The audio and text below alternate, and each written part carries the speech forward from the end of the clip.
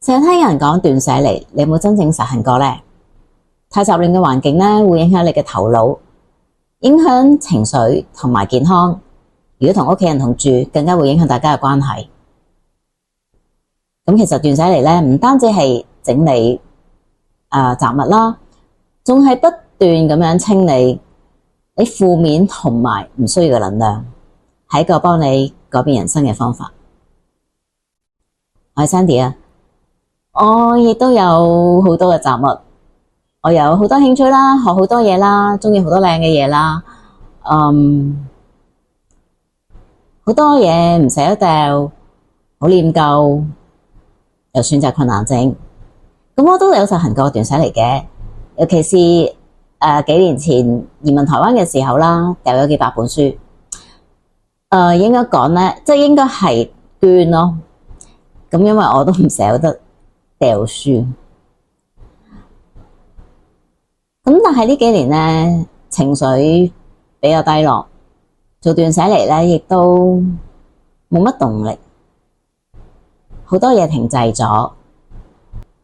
我覺得唔得啦，最近我決定就啟動一場斷捨離嘅挑戰，每日發一條影片，去逼自己行動，去陪伴你哋一齊清理雜物同埋內心嘅垃圾。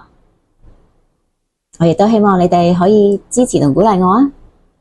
喺呢個影片度，我會分享一下斷捨離嘅真正意義啦。環境雜亂點解係最差嘅風水呢？雜物對你家庭同埋健康嘅影響係咩呢？點解清理咗空間之後可以改變你嘅身心靈，改變你嘅人生呢？記得睇到最後喎，希望可以加強你對斷捨離嘅信心，亦都堅定咁樣去踏出嗰一步。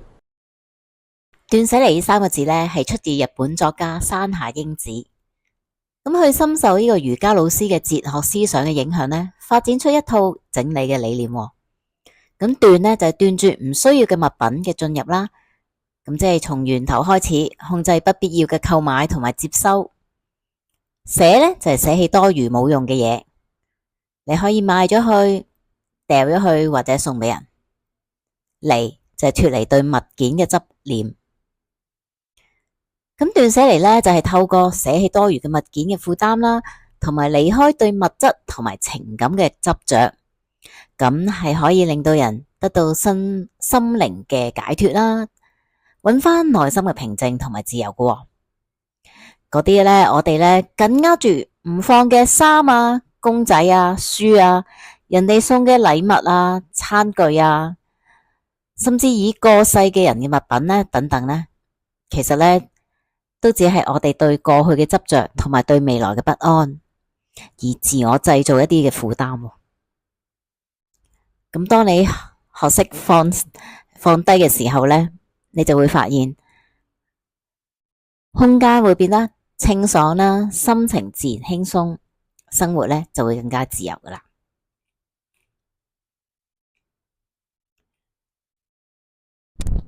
咁喺風水上學嚟講呢，家居雜物過多呢，係會阻礙能量嘅流動嘅。咁積累咗唔好嘅氣，咁導致個運氣就差啦，財運不順，人際關係受阻，甚至會影響健康。咁其實呢，每件物品呢都帶有能量噶，當佢哋失去咗呢個用途嘅時候呢，就會變成死氣，阻礙空間同埋心靈嘅流動噶啦。咁所以呢，最差嘅風水就係太多雜物啦，令到個能量阻塞，亦都會消耗人嘅能量。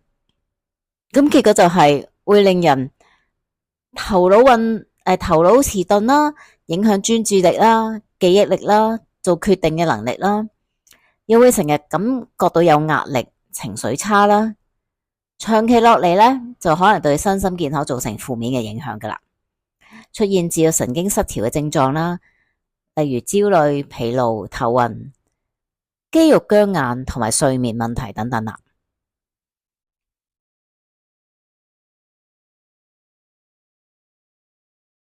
咁如果做咗斷捨離，又有咩好處啊？咁如果對自己嚟講呢，空間乾淨咗，頭腦就清晰啦，減少選擇嘅煩惱，衫少咗，反而更加容易決定着咩衫，又節省時間，少咗嘢，你可以快啲揾到你想要嘅嘢，要清潔屋企亦都快咗啊！咁斷捨離呢，就係訓練放手嘅過程，亦都係一種內在嘅自由嚟嘅。咁對家庭方面啊，同家人呢唔會再為太雜亂嘅環境爭吵啦，關係就會更加和諧啦。咁呢，又可以同屋企人公平咁樣共享空間，增進感情。咁如果廳放滿晒嘢，都唔想留喺呢個廳度，寧願自己匿埋個房入邊啦。咁乾淨嘅環境呢，就會令到屋企人啦，尤其是係小朋友啦，可以更加專注，情緒亦都更加穩定啊。對健康嚟講，定期清理雜物可以減少一啲家居意外，例如因為雜物多而棘親啦。我聽過有兩夫妻就係因為太多雜物棘到而嗌交㗎，亦都有新聞講有人係俾跌落嚟嘅雜物砸死啊。咁仲有呢，如果定期清理呢，就可以減少食到過期嘅食物，咁係可以保障健康嘅。雜物少咗，自然呢，灰塵啊、毛菌啊嗰啲都會減少，呼吸就更加暢通，皮膚就會更加舒服啦，減少過敏症嘅出現。空間乾淨冇阻塞呢，就可以減輕你嘅壓力，情緒就會容易放鬆啲啦，睡眠質素都會提升。總言而之呢，清理空間其實都係清理緊雜亂嘅氣場，身心靈都會重獲健康嘅。咁點解斷捨離可以影響人生呢？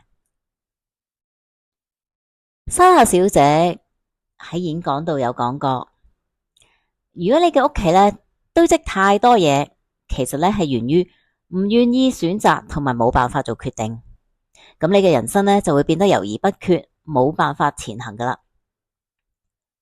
斷捨離呢就係不斷做選擇同埋做決定嘅過程，好多時候我哋保留嗰啲不確定係咪有用嘅嘢，又或者覺得掉咗太浪費啦，咁於是呢就會繼續放喺度，咁結果呢，空間呢就越堆越滿，人呢都變得猶豫不決，好難行動。所以斷捨離呢，其實更似一場練習做決定嘅訓練。當你問自己呢樣嘢我仲需唔需要呢？佢對我當下係咪有幫助呢？你就喺度鍛煉你嘅選擇肌肉啦。經過反覆嘅練習，你嘅屋企就會成為一個支持守護你，令到你感到自在安心嘅空間。呢個係空間重生嘅過程，人呢都會逐漸揾返生命力㗎。所以斷捨離對人生亦都好大嘅幫助。係咪要轉工呢？係咪需要結束一段關係？係咪要跨出舒適圈呢？當你能夠喺小事上果斷清理，大膽選擇，咁呢，你就會可以喺人生大事上面更加勇敢、更清晰、更堅定。我好鍾意將斷捨離視為一場靈性嘅修煉。當你抌一樣物件，你就喺度練習放下對過去嘅執着，放下對未來嘅不安，放下對可能用到嘅焦慮。呢啲唔係浪費，而係話俾自己聽，我相信空間清空之後，會有更適合嘅人事物自動嚟到我面前，就好比茶杯咁，如果已經滿咗啦，再好嘅茶都倒唔入去。人生亦都係咁樣，當空間被雜物填滿，宇宙俾你嘅祝福都冇辦法注入。講咗咁多，依家俾你一個實用嘅小挑戰，今日就抌一樣最容易令你決定抌嘅嘢，可能係一張舊收據，一支壞咗嘅筆，一個已經唔靚嘅紙袋。小小嘅開始就可以打開能量流動嘅大門。之後我將會發佈斷捨離短片系列，每日做斷捨離，先試下10日先。如果到時大家覺得唔夠，可以做到30日。希望帶你從物件嘅清理到情緒嘅清理，逐步令生活脫胎換骨。記得訂閱同分享，亦都歡迎留言話俾我聽，你今日最想先抌邊一樣嘢？最後想同你講，當你放下雜物，你同時放下人生不必要嘅負擔，空出嚟嘅唔單止係空間，而係更大嘅可能性。祝福大家斷捨離成功。